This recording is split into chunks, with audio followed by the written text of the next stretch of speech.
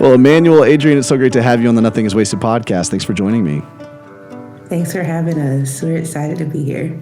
Well, I'm really excited to hear a little bit more of your story, more of your ministry, some of your journey. You know, we often have people on the podcast, and we think about, you know, kind of one acute subject matter that we want to talk about, and we want to deep dive into that. But you guys have been through quite a journey on many different fronts, and so I'm just excited to get to know you guys, and we'll see what the Lord does in this conversation. Why don't we start with this? Why don't you guys just tell me a little bit about who you are, what you guys do, where you live, where you're from, what your family's like, and then we'll kind of dive back into your story.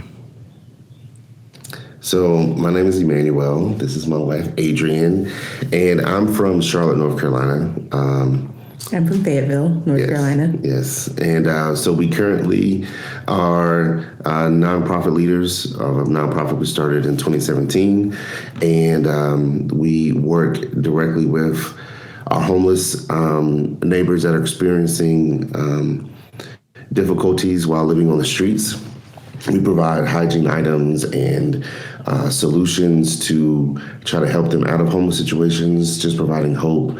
And we built and launched a mobile laundry and shower vehicle called the Hope Tank. And we go around in different parts of the city and region, providing that resource to individuals that need it. Wow. And we That's live awesome. in Charlotte. Yeah, we do live in Charlotte. Live in Charlotte now. That's awesome. That's awesome. Well, I used to live in South Carolina, and my parents are in Asheville, North Carolina, and so I just love the Carolinas, love that region. Asheville. My wife right now keeps trying to convince us to move to that region. She's like, if there's any area that we should move to, we should move to the Carolinas. Yes. And I don't disagree with her. I think it's a beautiful, beautiful area. Come on I know. It's great. Well, you know, you guys have been doing ministry for some time, and I'm kind of curious. This ministry that you guys have started with homelessness, we'll definitely dive into it and talk about it because I'm really interested in that ministry. But I also know that, you know, there's a really real journey that you guys have walked in infertility, and oftentimes that can be a journey of kind of silent desperation. We don't have those conversations very often in the church. A lot of times, you know, as we've talked about on the podcast before, it's difficult to know how to have those conversations. It's difficult to know how to walk with others who are walking through that, or even be aware that someone's walking through a journey of infertility. But I'm curious, before we even dive into that journey, have you guys been in ministry for a long time? Is that kind of before this infertility journey started, or is this something that kind of spawned out of this painful journey that you guys have been on? Or kind of give me a little timeline on that first before we dive in. So We were born into I was ministry. I was an infant into ministry. I just Born on the front. We had no choice. The front queue, right? Yes, my bottle had anointing oil in it. I love it. No, for real. We didn't have a choice. Yeah, we didn't have a choice. Yeah, my dad is a minister and a pastor. He still is, and I was the first member of his church, and I had no choice into serving everything. And, everything. So yeah, I was born into this. Similar for me, my father wasn't a pastor. He I remember as a child, we were in a Baptist kind of setting. And I remember him going from trustee to deacon to associate pastor to assistant pastor to interim pastor. And so I spent many days of my childhood in board meetings and, you know, just learning a lot about not only about God, but about the structure of the church. And eventually, when I was in high school, I kind of had a church separation where I started going to church with another part of my family that I felt was a better fit for me to help me grow.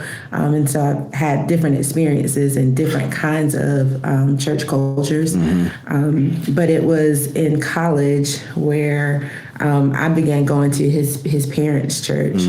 And we both have, I mean, he's done everything, worked in every area of ministry at his parents' church. I worked in quite a few areas as well. But in 2016, we actually transitioned into being the lead pastors of his parents' church. Oh, wow. And we did that for a few years before we came to the realization that for the sake of our relationship with his parents because of, and I mean, we can get into it later. Yeah. We just felt like, okay, it might be better if we give this back to you. Yeah. And we just focus on this other ministry that we've been working on called Hope Vibes at the same time. And so that's kind of very short, the condensed version of that. It. Yeah, wow. That's how we kind of got to where we are now. Now we're doing Hope Vibes full time. Man, that's amazing. Tell me a little bit, because I'm curious. I promise we'll get into this story of infertility, but I'm curious because I'm a pastor's kid as well, and my experience growing up in church, I mean, same way. My dad was a youth pastor when I was born, and then we went through multiple different pastorates, but eventually he was a senior pastor where I grew up in Birmingham, where most of my time was spent. And for a while I ran away from ministry. It was like, that's not what I wanted to do. And then the Lord really grabbed a hold of my heart my senior year of high school and called me into ministry. And now, I wouldn't and haven't looked back. It's the most fulfilling thing that I could do. But I'm curious about your journey in that, because I'm the same way as you guys. I mean, my very first ever paycheck job was to be a custodian at my dad's church, cleaning toilets and all that kind of stuff. But what is, was it something for you guys that you guys had to come to kind of your own realization of a sense of calling in ministry? Is it something that, how did you feel about growing up in the church, and as you look back on it now? I know there's definitely moments where I was very clearly like, that's not what I'm going to do. Like, I don't, because there's this pressure from everybody around you to be like, you're tapped to be the next one. And it's like, I don't want to. And the reality is there was a point when, just in my personal walk, we were on a mission trip to the Philippines, and my personal walk with God went to a deeper level. And my commitment to him was, whatever you want me to do, I'm going to do. So regardless of how I feel about it, whatever, I'm committed to you. If you call me to do whatever, I'm going to do it. And so I think from that moment, and that was, I can't remember. Maybe 2010. That was before we got married, when you went on that first trip. So that was probably like 2005, 2006. I see them all off. 2006, yeah. But that moment, that mission trip really shifted some things in me. Yeah. And I look back and I'm like, there's definitely some things that I had to unlearn growing up the way I learned, because growing up the way we did.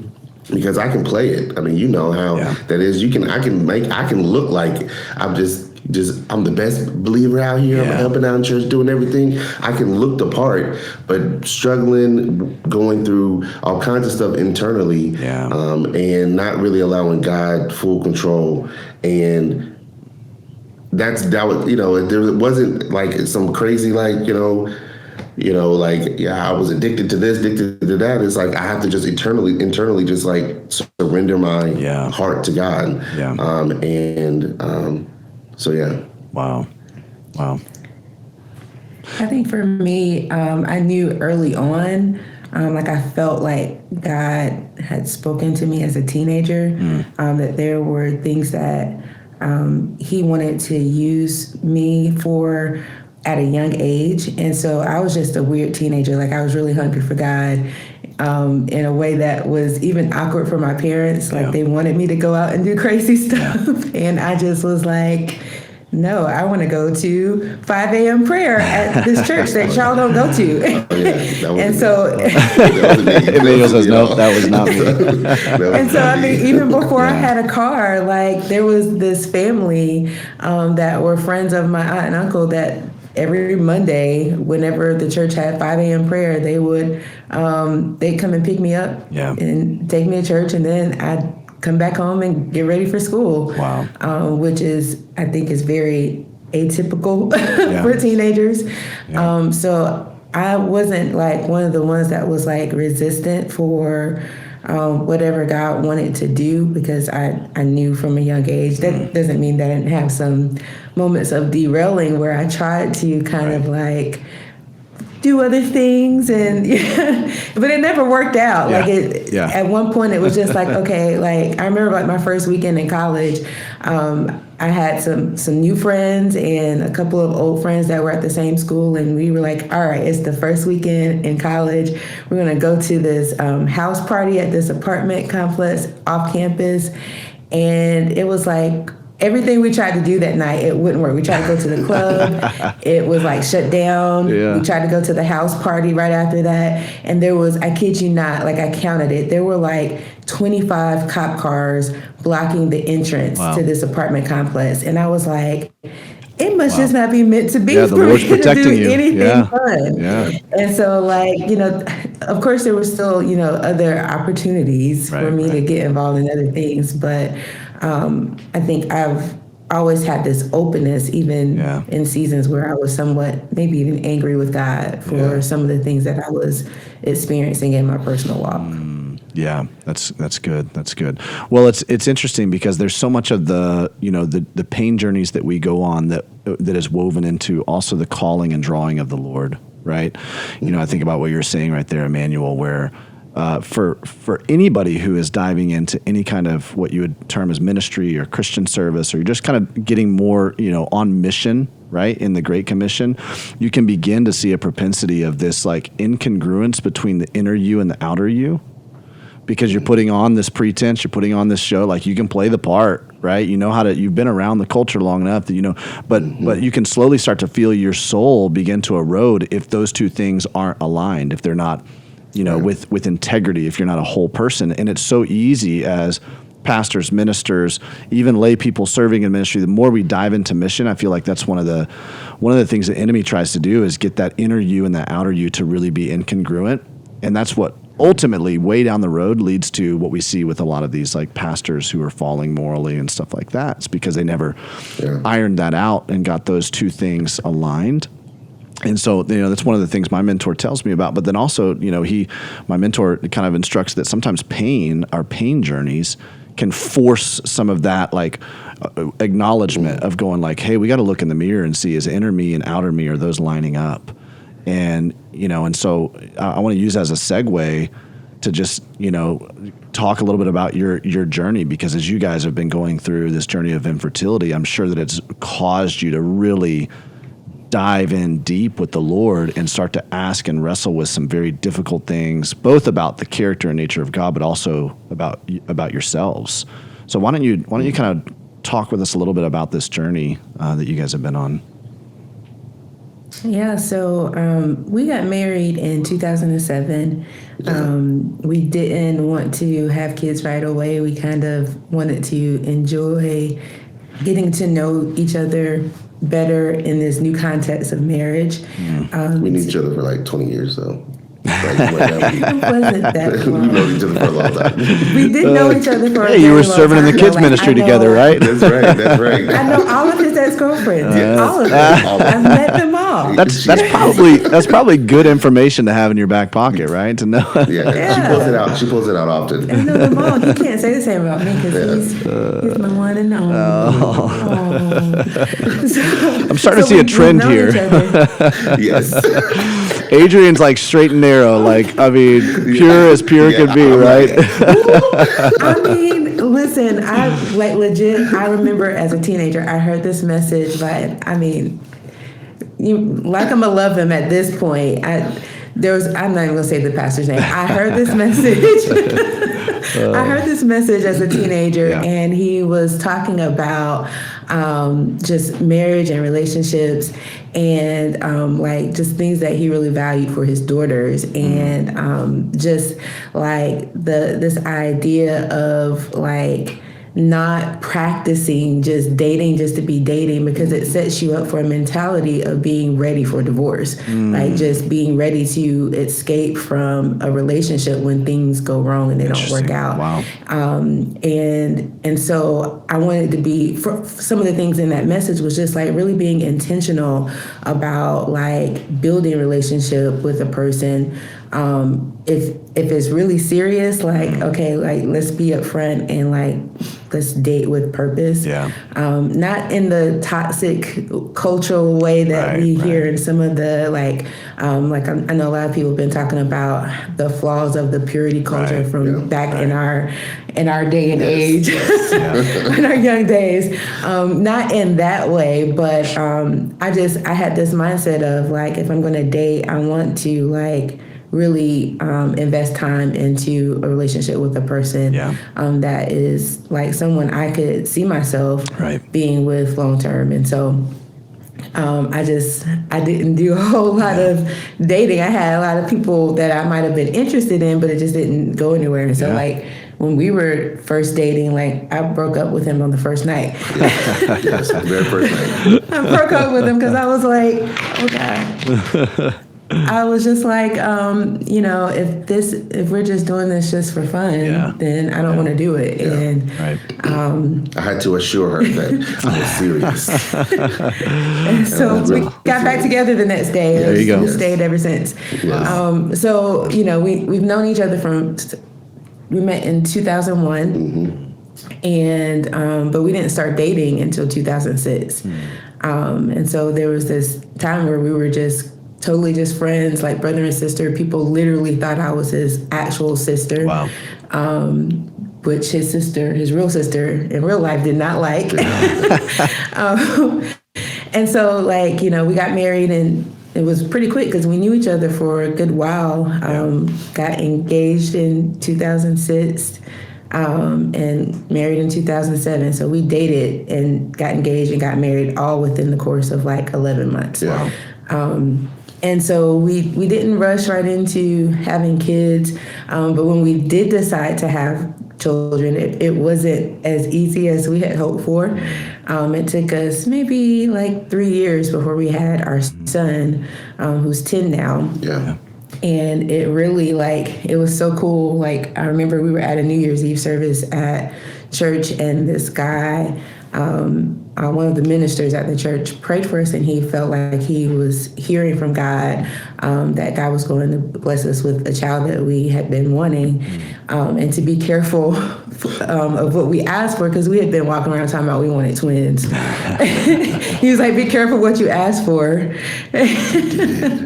And then so we changed our mind, and then literally a week later we found out that we were pregnant. And so then, my son, from like the time he was about 3, he really began to peer pressure us about wanting siblings. And we just were like, we're not ready. Like financially, we're not where we want to be. We don't want that pressure of the financial burden of trying to have a second child. Yeah. And so the problem with that was, we just assumed that when we got ready to have another child, it would just be, it would be fairly as easy as it was with our first, but it wasn't. And so my son is 10 now. Yeah.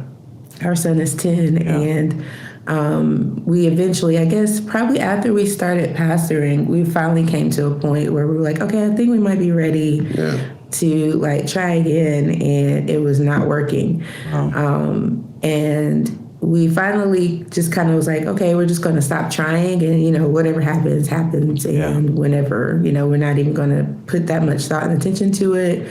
And sure enough, like in 2019, unexpectedly, we got pregnant, and it was a whole ordeal. It was around Father's Day, and so I kept it a secret from him for a whole week. It was like the most difficult thing, and I did this cute little board thing, and like it was my Father's Day present to him and to his dad and my dad. We were really excited, and literally like gave them the gift, and then on Father's Day weekend, here at my parents' house, I actually started to miscarry. Wow. And it was just like, what in the world? Like, that's God, we weren't even asking for this, and then you give it, and then it felt like you take it away. Right. And that started this series of miscarriages over the course of 2 years, where we had 4 miscarriages. Oh, goodness. All connected most of the time to either major holidays or milestones or anniversaries. Like 2 of our miscarriages we had while we were on our anniversary trip, on our anniversary. Oh, my goodness. And so it's been like a crazy journey because while we're dealing with the infertility itself, the bigger challenge for me in that was like the struggle of my faith and like where God was in all of this, because I didn't believe that God had caused it, but I believed that God had allowed it, and I couldn't understand why. Yeah. And so it's been a very, very interesting journey that I think that it was a lot of pain in it, but there was also a lot of growth in it. Yeah. I feel like we're stronger in our faith and stronger in our capacity to encourage and help others through difficult seasons, even apart from fertility issues, because of what we've been able to endure even before we've gotten to the point that we're at now. Yeah. Wow. Man, guys, that's devastating. Just like what you said, over the course of 2 years, having 4 miscarriages, and I can't help but note again what you were saying, that they fell on these really significant dates or seasons, and man, did you guys feel like that you had people other than yourselves, other than each other, that could really walk with you in this? Did you have good community around you, or was this something that you felt like you were having to carry by yourselves? There was times when I felt like, for me, I was by myself, but then there's times when I felt like I had people around that I could actually talk to, but even in that, it's. I know, at least for me, I was pissed at God. I was so mad at him, and for me it was like, I prayed. I heard him tell me to start praying for my kids, for my children, and it's like, this is before we even got pregnant, and I'm like, God, come on, man, like, I'm praying specifically what you've asked me to pray, carved out time specifically for this. And it feels like you're not a good dad right now. Like, it feels like if I did this to my son, he would be like, hey, I got a PlayStation for you. Here it is. And then just kidding, take it away. Like, that's a horrible dad. Like, what in the world? Wow. And that's what it felt like. Yeah. Obviously, that's not what it is, but that's during this. Man, during all of them, and then that's what it felt like. Yeah. It came to a point though where it's like, no, God is a loving God. This is what his word says. He's a loving father, and I have to lean into him even during this time. I might not understand the reasons why. I don't need to understand the reasons why. I need to just lean into him even deeper. And doing that and having that shift in mindset allowed me to really have those real conversations with my friends, the people that are around me, to help me walk through that. And because at first, I kept a lot of things internally. Yeah. So like the way I process things is I just keep things inside. Kind of chew it out, work through it, and if it comes up, like where it's like I can't handle this anymore, then that's when I'll talk. That's not necessarily a healthy way of doing it. I'm just saying, I'm still working on that part of me, but that's just how. I'm wired. Yeah. You come downstairs and he's cleaning the baseboards, and it's like, babe, you okay? Something's going on up here right now. Yeah. It's like, I'm good. I'm good. No, I know you well. Once you start doing deep cleaning. Hey, the house is clean though. That's right. This last time when we had this last miscarriage, he had went into no, this wasn't a miscarriage. We had an issue with our son. Oh, yeah. I came downstairs one morning and he was cleaning the walls and the baseboards. They had smudges on them. And we've been married now. This summer will be 16 years, and I've never seen him clean the walls and the baseboards. And I called my pastor and I say, "Yo, like, I think you need to check on Manny because I've never seen him cleaning like the walls and baseboards. Like, this is a whole new level." They were dirty. Dirty. Well, I mean, it's so true. Each one of us has our things that we kind of resort to when we feel out of control, right? And it helps us to feel a sense of control over something, and it's just part of our human nature to, whether it's cleaning walls or whether it's something else, like we all have those things, and if we're self-aware enough, we can realize, wait, why am I doing this? Oh, I'm doing this because I'm having trouble sorting through this and processing this and coming to terms with it. And, I'm curious, Emmanuel, and both of you guys could answer this because I'm sure it's been part of both of your experience, but how do you go from, this is the way I felt? Like you said, I was pissed at God. He seemed like a really bad father, right? And those are very real emotions, very common emotions that so many of us feel in lots of different places where we've found ourselves in tragedy or some kind of trauma, and yet you go from that to, but I know that's not true. That's not an overnight. You can't just like flip that switch, right? Can you walk me on that journey, or maybe show me some experience, or maybe there's some things in your story personally where God showed up and showed you that experientially, that hey, you can trust me. I'm a good father. Can you guys think of how that journey happened for you? So God reminded me of other things that he's walked us through, and those moments being these markers in the sand of his goodness, his greatness, and saying, I'm this way here, I'm still this way here as well. For example, like us working and doing what we do with our nonprofit,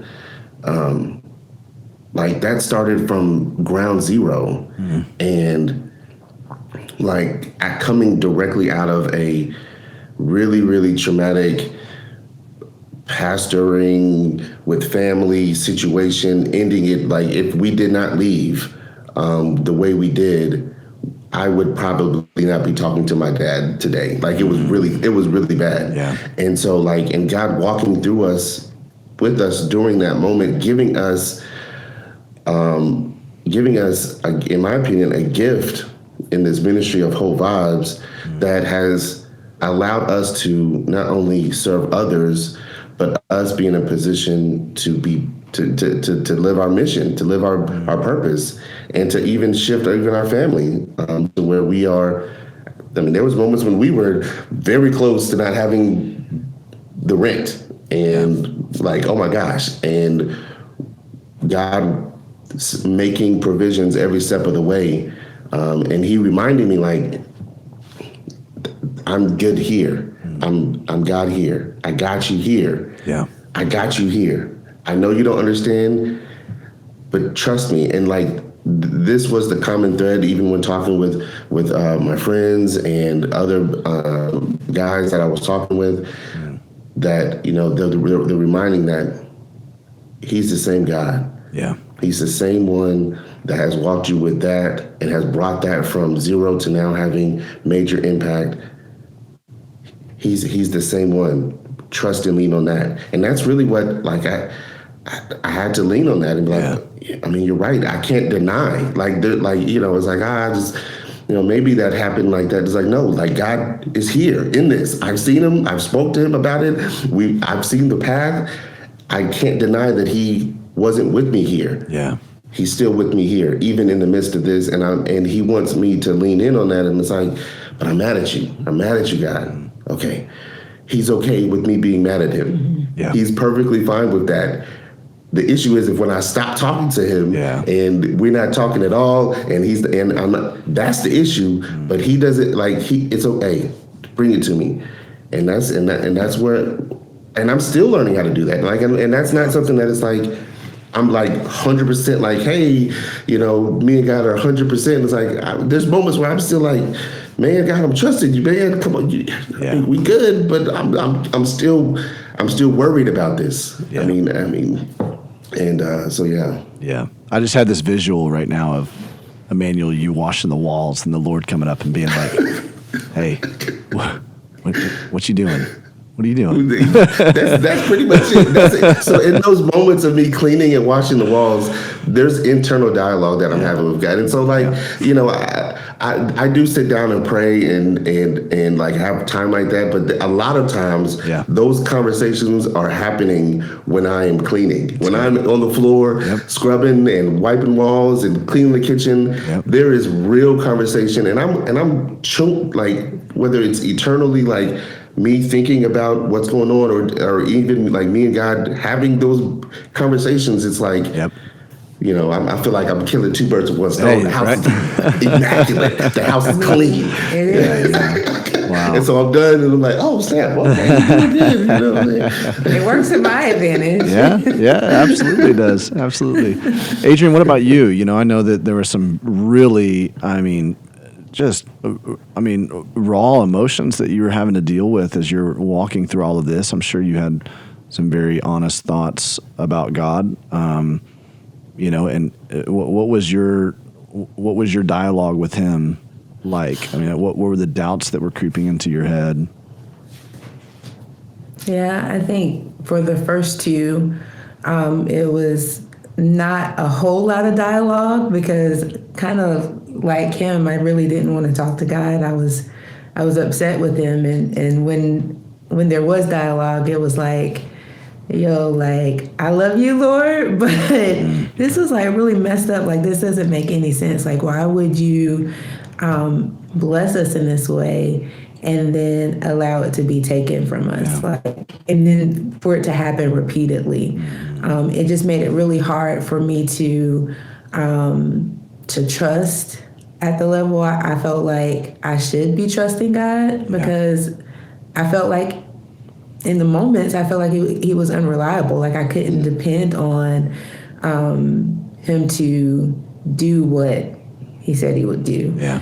And so it was really, I really had to lean on, like you said earlier, borrowing the faith of others. I did have strong communities of friends who I could most to. Sometimes I wasn't praying, they were. I had some friends that sometimes they were like, it's okay, we're gonna link up, the three of us, four of us, we're gonna link up over the phone. You don't have to say anything. We're gonna pray. You just sit there and listen. You can sit there and cry, you can do whatever, you can sit there and be mad, and we're gonna pray. And we're gonna use our faith on you guys' behalf. And that was really significant for me.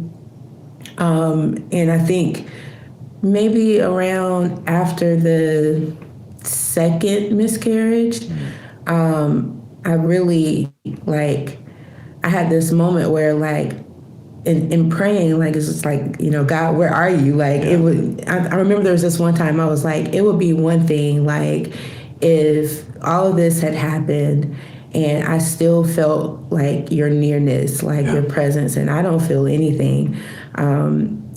Prior to that first miscarriage, that year was just really crazy. We had so many losses in our family from January to May. So my grandmother passed away in that February, and that was really hard and depressing for me. Right after that, 2 weeks later, one of my best friends, her mom unexpectedly passed away. I think maybe a week after that, one of my close friends' husband unexpectedly passed away. Maybe 2 or 3 weeks after that, one of the few older members of the church that we used to pastor, he unexpectedly passed away. And there weren't many older church members who really fully supported us as young leaders. And he just he went for like a small outpatient surgery and ended up dying. Wow. And then I had a cousin younger than me. He got into a car accident, was hit by a car. And so it was just loss after loss after loss. And then I finally felt like I was catching my breath from all of that. And then I get pregnant. And it was like, oh, this is so unexpected. This is amazing. And then literally within a week of finding out, maybe a week and a half, then it was snatched away. And so there was just a lot of feelings of anger and disappointment and distrust that began to brew in me. And I think maybe after the second one and praying about all of that, I had this image of like, I'm sitting in this grief and God showing me that he was sitting there with me and that he was grieving with me and that he felt my pain and he was sharing in my pain. And so I began to have to be more intentional to try to personally me draw closer to God because it wasn't that he had left. I was drawing back because I was angry at him. And so each time after that, I had to try to make an intentional effort. Like I remember, I love music. I love singing. I listen to worship music all the time of different flavors and you know cultures and everything. And at that time, I would struggle in church because I would hear these songs and I'm like, we're singing these lyrics, but is this really true? Like, you know, we're singing, you know, God, you've never lost a battle. And it's like, but is that true? Like, I feel like we lost some battles here, God. Like, we're on the third miscarriage now, you know, and there was just, you know, these songs and these lyrics and I would struggle with them and sometimes even just have to leave out. And so one of my things was learning that even worship is an act of faith. And so I would begin to, at home, I would challenge myself to listen to music, sing the songs, regardless of whether I believe them at that moment or not, to almost like reprogram my thinking and rebuild my faith step by step. And, you know, it wasn't easy, but I think that it's changed the dynamics of who I am now, where even though, you know, difficulties come, I'm less likely to draw back from God like I was before. So when we had the fourth miscarriage, we were disappointed. You know, this was last summer, we were in the Dominican Republic. On the anniversary. Wow. Yeah, again. Wow. And, you know, we got back and I remember the week we got back, there was like this major like Hornets basketball event we had to do. We had to put on the smiles and engage with the community, all while I'm still miscarrying. And a month had passed and I was like, man, I feel like I'm doing good. Like, am I okay? Like I called and scheduled an appointment with my therapist just because I was like, it's been a month and I feel like I'm somewhat okay, where typically that's not the case. And that, you know, I was like, I just want to make sure I'm not like suppressing anything, you know, like just wanting to make sure that I'm healthy, mentally, emotionally, spiritually, and physically. And so I think, you know, through each one, God was helping me to realize, you know, like he's here in the midst of it all. And even when it doesn't look like it, he's still there. And he can be trusted even when it doesn't make any sense. That's so good. I think, and for me as a husband, for her, these moments, like it's extremely difficult to sit back and help as much as you can, but still feel like you're not doing anything. Like I remember It was the third The one. third one, we were in Charleston On our anniversary.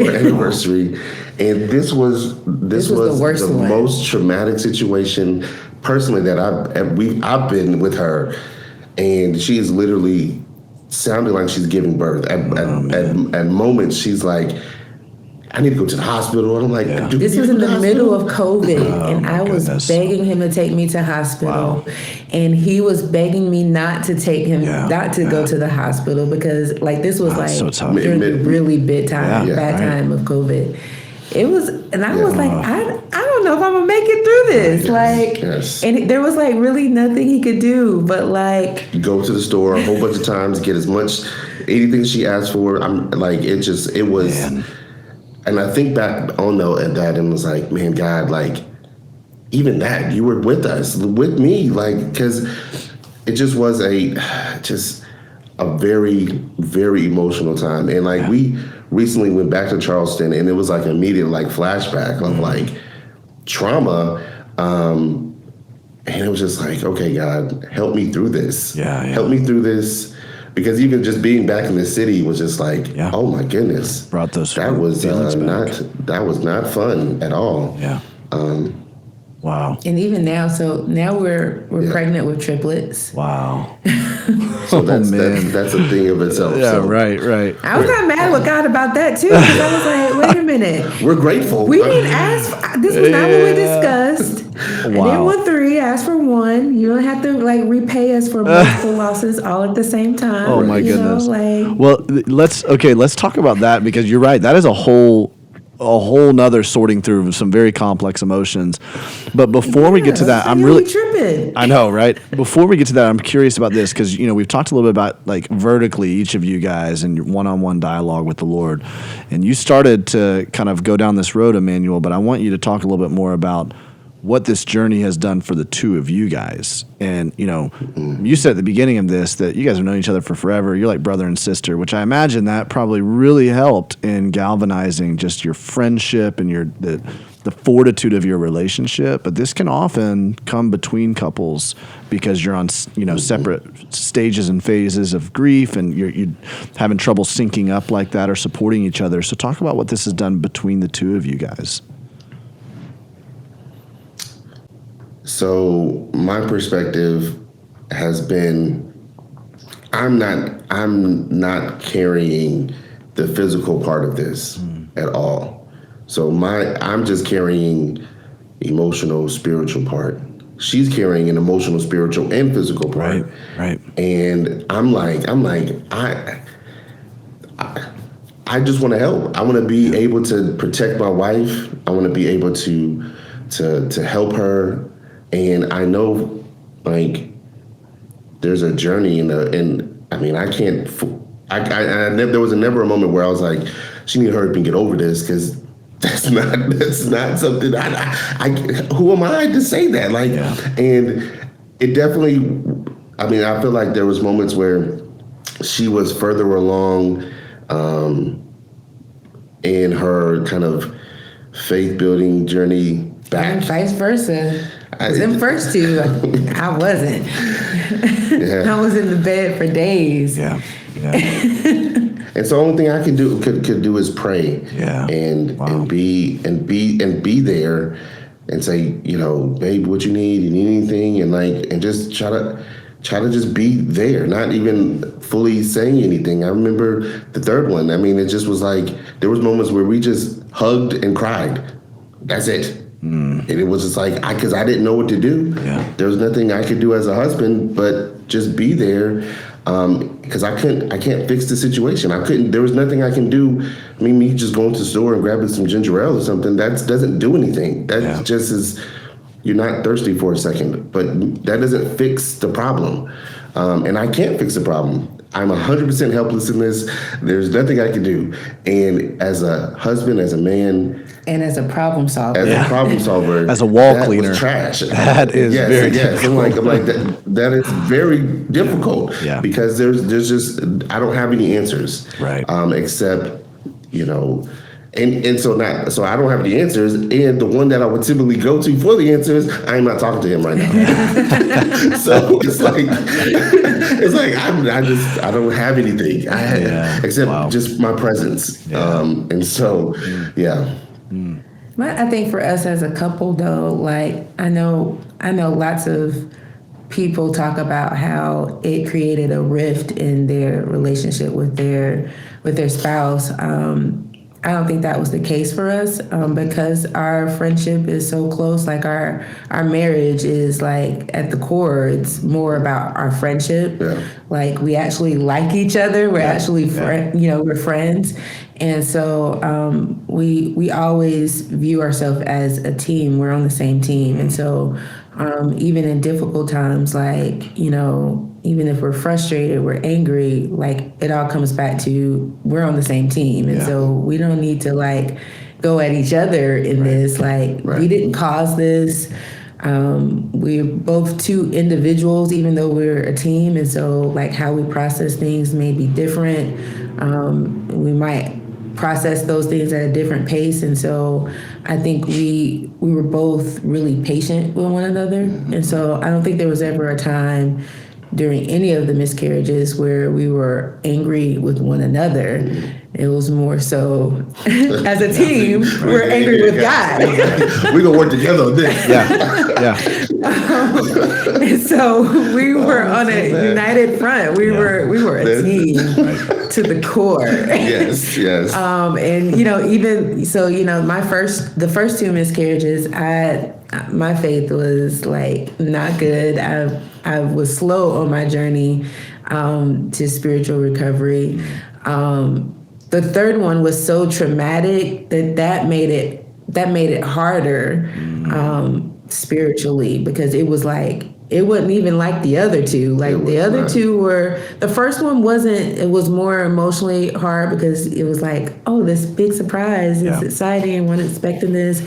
Give a Father's Day present. Oh no, give me that Father's Day present back because I just miscarried, And then the second one was a little bit, it was a little harder physically. But this third one was like on some other stuff, like where I'm talking like, I was having anxiety attacks after that. Wow. I was scared to go to our bathroom, like it was just like, because just the reminders of like, I basically spent our whole anniversary week for a few days that week between the bed and the bathroom. And it was just so horrible. Wow.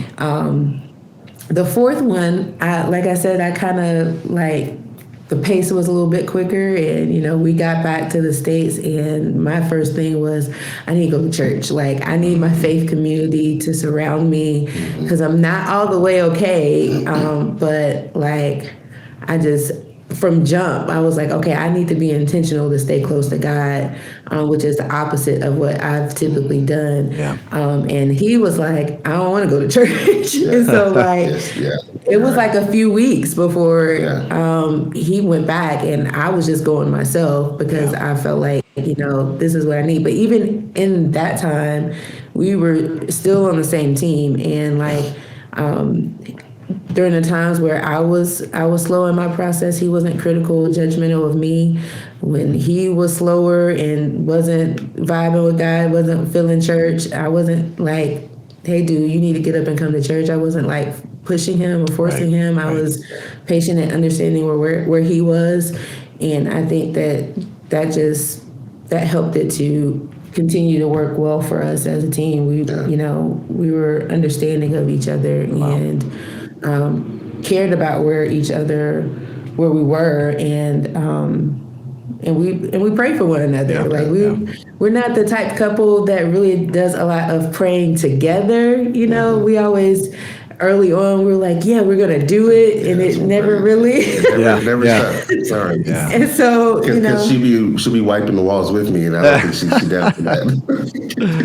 No, I'm not cleaning the walls, and so it's just. We don't have a lot of like prayer times together, but we both have prayer lives, and so I think we were praying for one another, We had other people who were praying. And I think for me too, I was intentional from the very first one. Like, this isn't something that I feel shame about, that I'm going to hide. And so I was very public with our miscarriages, with his permission.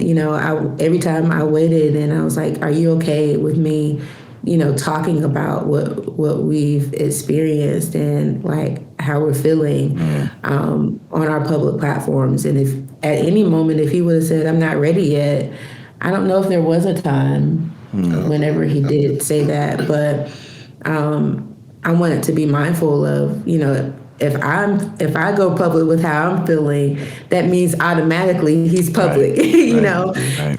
And so it was just one of those things where, like, I felt like, especially after the first one, I was like, because I was angry, I was like, all right, if I have to go through this, then I'm going to repurpose my pain by sharing my experiences with others so that others can get hope through what I'm going through. And it was just that first time alone, it was amazing because there were so many people that would send me messages and say, man, I wish I had the kind of courage you have, and you're so brave. And I'm like, how am I brave by just telling you about this miscarriage that I had? But it, like, being able to be vulnerable and transparent with others, it helped me because I wasn't like having to hold all this stuff in and continue to live life like everything is normal and everything is okay when it's not. And so I was able to be real with people and be like, hey, if I'm not at 100, this is why. Like, I might not get to your emails in 24 to 48 hours because I'm depressed. Here's why. And at the same time, it was also letting other people who were facing similar situations or other situations that was challenging their faith know that, hey, they're not alone. Leaders are real people too. We have struggles, we have difficulties, we have moments in time where we're angry with God, and here's the journey. Like, here's our process. This is how we get back to a sound and stable place in our walks with God after traumatic situations. And so every time that we've gone through these experiences, it's not the day of we go, and say, hey, Facebook, hey, Instagram, guess what just happened to us? Usually it's a couple of weeks or so. But we've brought people along for the journey. And even as we've gone through these last, 8 or 9 months dealing with fertility specialists and stuff, we decided, okay, we're going to vlog this experience. We've never done that with any of the other pregnancies, and we've taken people along for the journey with us. And even in that, like, just seeing the impact that it has, just numbers of messages, private messages of how it's helped people. Like, to me, it was like, from that very first one, it was like, okay, enemy, if you stole my child, I'm going to make you pay for it by giving as much hope to other people as I can. That's great. That's so good. Wow. Yeah, I mean, it definitely takes a level of courage and, to be vulnerable like that and to walk this out in front of people, but the impact that you're making because of it, the way you're able to reach into people's hearts and give them some language that maybe they haven't been able to articulate, the way that you're able to point them to hope in the midst of their suffering, in the midst of their disappointment, I can't say it's worth it. It's not like it overrides the painful emotions or the things you're going through, but what it does is it brings some meaning to it. You go, wow, God's using this, and I can hold those two things in tension. I can hold this very real hurt and pain and disappointment that I'm experiencing. And at the same time, I can also hold the wonder and amazement and awe of the impact that God is using this for in other people's lives. And it's, so, I'm proud of you guys for being willing to be open, because that's not an easy thing by any stretch of the imagination. It takes a lot of courage. Now you guys are, go ahead, Adrienne. I guess it was maybe last year, we started attending this other church, and we've known the pastors for a long time. And but we had just, we had decided we felt like this was where God was sending us for this season, and we hadn't joined yet. But I remember they had talked to us about doing a message for upcoming Sunday, and this was probably shortly after, I don't know, the third or fourth miscarriage. No, it had to be after the fourth miscarriage. And we were like, you sure about that? Like, we're not good right now. Right. Like, we're kind of like angry with God right now. You're asking us to do a message. And I was like, I absolutely declined. She did. He did it. She threw me out there. I did. I was like, no, you're gonna do it. I'm not there yet. I don't have nothing for you people. Yeah. But he, like, in the midst of it, like, and he shared on faith, and just like was very open and transparent with where he was in the process, and it was so good. Like, it encouraged me, right. And like I was in that same journey with him, and so I feel like it's definitely been like a learning experience of how to still be connected to God, in the midst of like these crazy, unexplainable difficulties, and still allowing yourself to be used by God in those moments. When you still haven't sorted everything out. Like, I was in awe of just his ability to be able to do that, because I was just like, nah, I don't got nothing for you. Wow. Well, now you guys, you've learned that you're pregnant, not just pregnant with one baby, not two, but three, with triplets. And you already alluded to the fact that this brings a lot of mixed emotions. I'm sure on some level, a lot of excitement, but also a lot of, probably a lot of fear, a lot of anxiety, a lot of trepidation, a lot of aside from the fact that there's three, right, that would bring anxiety to anybody, but also because of what you guys have walked through. Can you share with me some of the, complexity of what you guys are wrestling through right now with this? Yeah. So, I'm excited. I'm grateful. At the same time,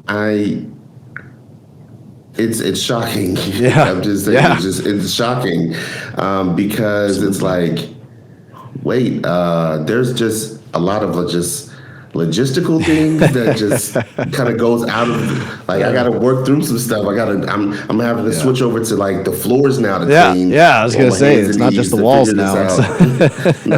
So it's like, again, I'm not holding the children. She's holding the children. Right. And so there's, again, this position of, I am so grateful that God has allowed us to have kids, have three. Initially, there was even the possibility for a fourth one, and so this is it's insane. It's insane. Some kids would be like, "Oh, you guys went to a specialist," and this is, we didn't do like the IVF. This is just kind of they did a ovulation trigger. So it just was a shot and everything's timed out. It's like a 3% chance of multiples in this situation. Wow. And we got 3 of them. Wow. And oh my God. And so I'm like, God, wow. Like, what's going on? Is there miswires somewhere in our conversation? Wow. Or but it's at this place where it's a weird place, because I am really grateful and I'm excited. I'm still nervous, and there's times where I'm still having to live with, my mind goes into past situations. I'm like making sure she's okay, but I can't, because I don't want her to miscarry now at all. Right. But those fears are still there. Like they come up, and it's like I have to, chop them off and give it to God. Like, He is the one that is the author of keeping my wife and these children healthy and safe. And I have, because I'm at a place of full surrender, because there's nothing I can do. Right. There's nothing I can do. But the only thing I can do is just make sure she's good, making sure that she is comfortable as possible. Right. But like there's like it's just like in the actual like growth of those children, I can't do anything. Yeah. I can't make sure that they're healthy. I can't. Only thing I can do is just pray and ask God to keep them healthy and safe. And that is a little bit scary. Yeah. At the same time, it's a lot of like it's next level trust of God. Like and that's the only place I can be. Right. It's kind of like a force. It's like you gonna trust me. And it's like I have to. Okay, Yeah. I have to trust you. Man. I don't have a choice. Wow. What is like? What am I gonna do? It? I can't do nothing. It's like no, it's him. Yeah, I'm trusting him 100%. Yeah. I think him and my son and the rest of the world, I mean, literally, like the whole journey is like you can go to our website and watch the episodes, like and see our very raw reactions in the doctor's office, and like I think my family and everyone else, they came to this place of extreme excitement way before I did. My initial reaction was extreme shock. By the time we made it to the checkout desk at the doctor's office, I was having a full anxiety attack. Wow. And over the next few days after that, I was progressively more and more depressed because I was like, okay, not only do I have to carry 3, like 1 is hard enough, but then like carrying 3 in my body, that's a lot. Yeah. Like, that's a whole lot. And then after they're born, like 3 newborns at one time, like 1 is like interesting. Yeah. You know, like I like my sleep. Yeah. How am I gonna sleep with 3 newborns? Oh, like, goodness. you know, just all of that was just like, okay, Lord, what are you doing? Right. And so it took me.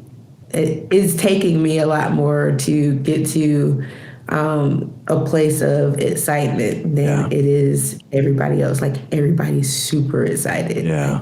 And actually, I've enjoyed watching other people's excitement and the hope that they have from watching our journey and their feeling of inspiration. And their willingness to hope again in their own situations. Like I've been more excited about that than I have necessarily about having triplets. Wow. But I'm getting there. It's just slow. Yeah. Just a little bit slow. It's a lot to Last absorb. week, it was like the first time I was in Target and I was like, oh, look at this little baby, whatever. And I was like, oh, that would be so cute on 3 of them, you know? And so it's like, you know, just a very, I don't know, I guess it's the problem solver in him that's like, okay, this is what it is. Yes. I got to start making plans and figuring out what we're going to do. Me, I'm more so and more likely to sit with the reality and how I'm feeling about it. I process a lot of that more on the front end and then get to the other stuff later on. Wow. And I guess that's why we work good as a team. Hey. Man. Wow. Yeah, that's just, wow. That's so, I can't imagine how overwhelming that would feel right now. And, you know, we're kind of hearing this and watching this in real time with you guys, you know, and so it's that again, it's just testimony to the fact that, you know, what you guys have made it a point to do, and you've made it a point to bring other people along on the journey. And so, you know, I can even tell right now you're going, it's really difficult to articulate how we feel about this. We haven't had enough time to really process this enough. And I don't know how you can ever have enough time to process triplets, right? It's like you're never ready for that sort of a thing. But I'm grateful that you guys are, you know, even right now in this moment, that your vulnerability and transparency to say, we don't know, but we just have to trust. We just have to trust. And I think for me, this sounds so simple, almost oversimplified, almost reductionist. Like that's really the point of this whole journey, isn't it? Is trust, right? It feels like that's all the Lord is trying to teach us as human beings is, I can be trusted. I can be trusted. You can trust me. And it really, I sometimes resent the fact that in my own life, it takes me getting to these places where I feel so out of control, where even washing walls doesn't help me to, be able to process through those things. But it's like, it's those moments where I can finally relinquish that control to the Lord and go, Lord, I have zero control in this situation. I need to trust you. You are my provider. You are our fortress. You are our salvation. You are our saving, our saving grace. And so this is the point of this whole journey for all of us. And if we could just get the trust thing, right? It's like if we could just get that, and yet we constantly find ourselves back in the space where the Lord is teaching us trust. I'm excited for you guys. I'm super excited for you guys. And I know that our community that's listening to this, they're really excited too. They're going to want to follow along on this journey with you guys. I would love before we close, I would love for you to share a little bit about the ministry that you guys do. I know it's not necessarily related to this. Sometimes, you said it earlier, Adrienne, you said we want to repurpose this pain. We actually have a course that so much of our community are going to be familiar with. We launch it in churches worldwide called Pain to Purpose, right? And so that's the whole idea of this podcast is how are you repurposing your pain? And some people take this direct thing this thing that they've gone through and they directly correlate it with this new purpose that they're living out, like a mission or a ministry and stuff. Well, you guys were in ministry all along.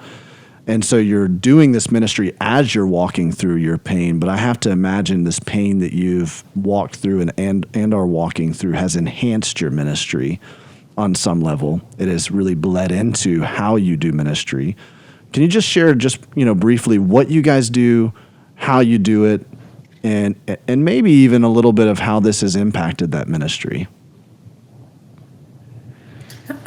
So I think we're very multifaceted. Yeah.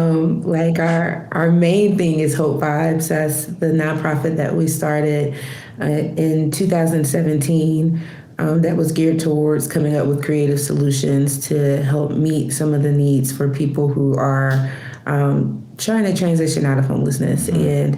And so it started accidentally. I saw a video on YouTube about a young woman who was sharing about dealing with her menstrual cycle while living on the streets. Oh, wow. And just how during that time of the month, it was really difficult because she would have to decide whether she would use the limited income that she had to buy food that week or buy feminine hygiene products. Wow. And so she would use the money for food, Wow. and then she would make her own feminine hygiene products, tampons and pads, out of things like toilet paper, tank tops, socks. And Wow. I'm just seeing and hearing the stories of her and a few other women that were on that video. It just was shocking to me. It was upsetting. And it was unbelievable to me. I had never thought about that aspect of homelessness up until that point. And so I did what a lot of people do. I took to Facebook and I had a little rant. And to my surprise, a lot of the people who were following at that time, they had never thought about that situation either. And they were very eager to do something about it. They wanted to help me do something about it, even though I never said I was doing anything. So people were volunteering to bring me hygiene products and volunteering to go out to the streets with me. And I was like, y'all are getting out of hand here. I was just telling y'all for awareness purposes. And so that's really kind of how we got started. I tell people Facebook kind of pushed us into our purpose because from that one post, we ended up a month later, we collected items from all those people who said they wanted to help.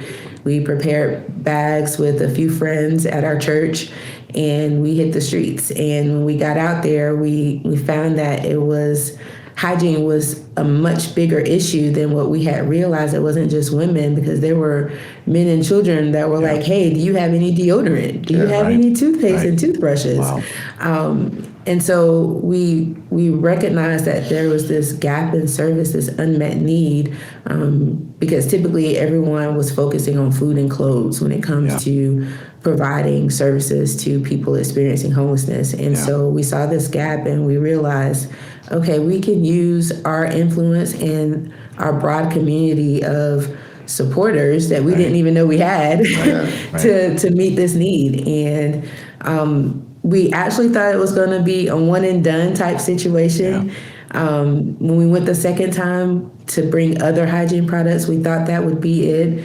But by the third time, we were receiving hygiene donations by the truckload. Wow. And then people were wanting to give us money. And it was at that point we were like, okay, we might need to make this like a legit situation because we're not going to jail over hygiene products and money. And so it was from there we really just started building relationships with people who were living on the streets and having conversations and learning what the gaps in service were. Hearing from God on what needs were that we had never even imagined. Like shortly, maybe about 6 months after we got started, Emmanuel had a dream about a large city bus that had laundry units and showers in it. And he literally woke me up at like 3:00 in the morning and was like, "Hey babe, I just had this dream." And I was like, okay, I'm going back to sleep. And he stayed up and researched it. And the closest thing he could find to what God had showed him was in Australia in a small Sprinter van. And from there, like, we really felt like God was saying, you know, it wasn't time to go public with that vision yet, but he and another friend of ours, they started researching and drawing up plans on whiteboards for this crazy idea that God had given. Things have just spiraled from there. We actually built that thing that he had a dream for. Oh my gosh, that's awesome. And we're raising funds to build additional ones in different cities. And so it's been a really amazing journey, another journey where we've had to trust God because it wasn't one of those things where we were like this huge nonprofit that already had resources. We were literally building something from the ground up and getting the funds along the way. And, you know, we bought this first truck off of the Facebook Marketplace. It was an old, used, recycled car parts truck that we repurposed for $8,500. We repurposed it. That's awesome. There were times where the money for this project would be about to run out, and he'd be like, "All right, God, this is your thing. You can't be a deadbeat dad to this project. Like you're gonna have to provide." And we saw him do just that. Like we'd be like literally almost out of money for building this thing. And then out of nowhere, we'd get a call from Bank of America and they're like, "Hey, would $25,000 help you on your project for the Hope Tank?" Why, yes, it would. And so we've seen God's faithfulness over and over. And it's really been another opportunity to trust him every step of the way. But it's also given us a greater platform to share our message of hope in other areas. And so where a lot of people may have found out about us through Hope Vibes, they also get the other side that talks about challenges with faith and infertility and whatever else we might be experiencing or feeling about things that are going on in society today. And so I think that's why we kind of have this other arm called Hope Unleashed, where we are able to bring inspiration and hope and encouragement to people that's separate from the work that we do with the issues of homelessness, but still really geared towards helping people at whatever place of life they're in. And it's really centered on a Christ-centered message. We might not use Christianese in everything that we say and do, but we are very intentional to be able to use the gifts that God has given us to be an inspiration and a means of empowering others to live out their purpose. Wow. That's awesome, guys.